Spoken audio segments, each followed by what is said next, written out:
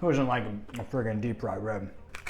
Hey everybody, it's Andy from Gijon, and today I'm going to try to make some ribs cooked in Sidra.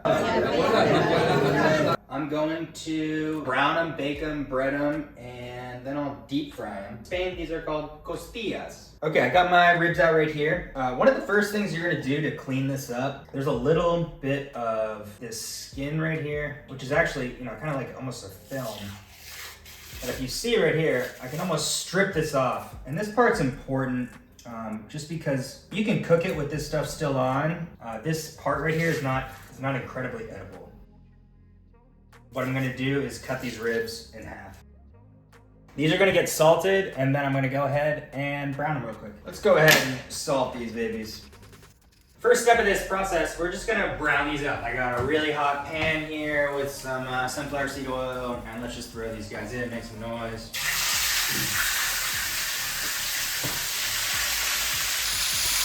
When these are browned a little bit, we can just take them out. Actually, I got a nice color in here. Just gonna do one side, a little bit of color.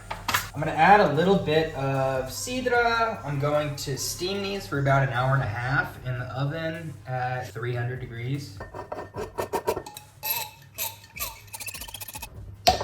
This Sidra is from Polian, Sidra de Asturias. There are a bunch of different types of Sidra out here. Generally, they're not very sweet, and they're not carbonated, which is interesting. Some Sidra. Vale. How much do we want? I don't know. That looks fine. This will just get baked for about 90 minutes. Standard breading procedure. A little bit of flour, some eggs, some breadcrumbs, Chives. I have been cooking these ribs for about 1 hour and 45 minutes. Let's go ahead and take a look at them real quick. And if these don't come right off the bone easily, then I'm just gonna continue cooking them a little more. You know what? I'm gonna cook these a little bit longer. All right, round two, here we go. Before, these weren't as tender as I'd like them to be, and we'll see how they look now. Just really quickly, before I get into this, I do want to make a really quick, it's a little bit North Carolina style barbecue sauce inspired, but basically I'm going to use some of the drippings from this pan right here. And I'm going to add them to a little bowl. I'm going to use about a half a cup, and to that, add a little bit of brown sugar. I add a little bit of apple cider vinegar, and I add a little bit of ketchup. And all that happens after you add this stuff together is it just gets mixed up. Don't forget the red pepper flakes. Taste it. Oh my God, it's so good. Maybe like a teeny bit of salt I'm gonna add, but this is good to go. Oil for deep frying. Let's get this hot. I'm gonna deep fry 2 of these, just to give you a sense of what that might look like. I am gonna cut right along the bone, just because this way we can end up with, a rib that's kind of this size, as opposed to something that's a little smaller. Quick snack time. I got a little bit of, this rib piece. I just want to see how it tastes. Oh my God. This little barbecue sauce with the drippings, really nice. And while my oil is heating up, I'm just gonna do a little standard breading procedure, do a little flour. Don't make a mess like I did. This is just gonna go on a little egg. Try to keep one hand a little dry. And this is just gonna get tossed in these breadcrumbs. From here, if I'm looking over at my oil, if I had to guess the temperature, I would say it's 330 degrees. So I want it to be a little hotter than that, maybe closer to like 375. I just wanna give these a quick golden brown on the outside. They're already cooked, so I don't need the pork to cook anymore. I'm mostly just going for that color and crispiness. And let's just go ahead and drop these in our oil gently.